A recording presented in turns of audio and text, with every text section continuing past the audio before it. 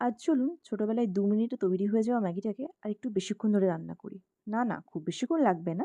তবে খেতে হবে দারুণ আর স্বাদটাও বেশ হবে অন্যরকম।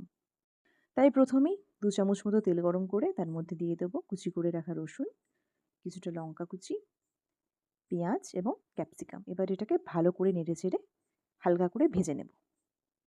এবার সেই একই কড়াইয়ে রসুন ক্যাপসিকামগুলোকে সাইড করে দিয়ে দেবো ২ টো ডিম। আমি এখানে আমার ম্যাগির পরিমাণের জন্য ২ টো ডিম ব্যবহার করেছি। আপনারা যদি চান তাহলে বেশি বা কম ব্যবহার করতে পারেন।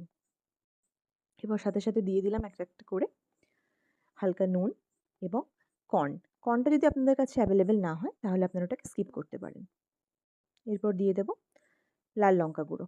আপনাদের স্বাদ অনুসারে। যদি আপনারা ঝাল খাবেন তাহলে আরেকটু বেশি আপনারা দিতে পারেন। এটাতে রংটাও হয় বেশ সুন্দর আর দেখতেও বেশ ভালো লাগে। এবারে সব জিনিসগুলো একসাথে ভালো করে নাড়ব।